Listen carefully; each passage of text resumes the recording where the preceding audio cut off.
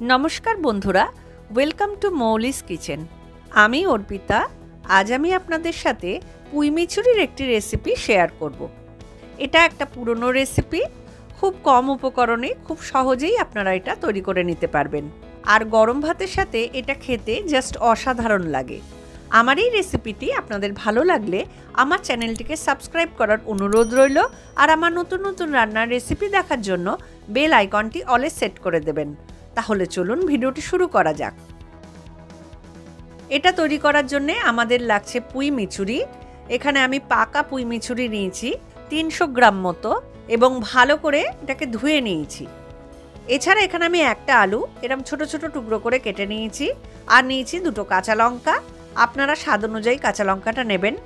এছাড়া লাগছে স্বাদ অনুযায়ী চিনি, আমি এখানে হাফ চামচ চিনি নিয়েছি। লাগছে স্বাদ অনুযায়ী লবণ, হলুদের গুঁড়ো আর এখানে আমি দুটো মিডিয়াম সাইজের পেঁয়াজ এইভাবে কুচি কুচি করে কেটে নিয়েছি। রান্নাটা আমি সর্ষের তেলে করব, সেই জন্য কড়াইয়ে প্রথমে দিয়ে দিলাম পরিমাণ মতো সর্ষের তেল। তেলটাকে ভালো করে গরম করে নেব। তেল ভালো মতো গরম হয়ে গেছে, এবার এর মধ্যে আমি আলুর টুকরোগুলো দিয়ে দিলাম। আলুগুলো প্রথমে আমি মিনিট দুয়েক একটু ভেজে নেব। পেঁয়াজটা একটু পরে দেব, নইলে পেঁয়াজটা তাড়াতাড়ি পুড়ে যাবে। কাঁচা লঙ্কা দুটো এর মধ্যে দিয়ে দেবো অল্প একটুখানি লবণ এবং খুব সামান্য একটু হলুদের গুঁড়ো। এই হাফ চামচেরও একটু কম আমি হলুদ দিলাম।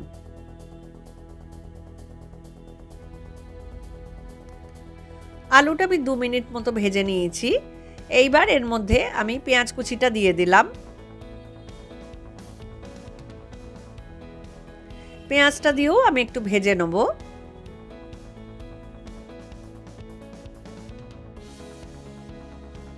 আরও 1 মিনিট মতো আমি ভেজে নিয়েছি। এইবার এর মধ্যে আমি পুঁই মিচুরিটা দিয়ে দেবো আর একটুখানি স্বাদ অনুযায়ী লবণ। এবার পুঁই মিচুরিটা দিয়েও আমি ভালো করে একটু ভেজে নেব।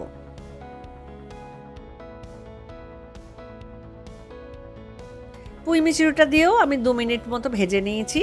দেখুন আলুর রঙটা একদম লাল হয়ে গেছে। এবারে গ্যাসটাকে কমিয়ে কড়াইটাকে ঢাকা দিয়ে আমি 5 মিনিট মতো একটু হতে দেবো। তবে মাঝখানে অবশ্যই ঢাকটা খুলে আমি একটু নেড়ে দেবো। মিনিট 5 ঢেকে রাখার পর দেখুন এটা হয়ে গেছে। এই দেখুন আলুগুলো ভালো মতো সেদ্ধ হয়ে গেছে আর পুঁই মিচুরিটাও ভালো করে ভাজা হয়ে গেছে। এইবার এর মধ্যে আমি চিনিটা দিয়ে দিলাম। চিনিটা অপশনাল, চাইলে আপনারা নাও দিতে পারেন। ভালো করে মিশিয়ে নেব।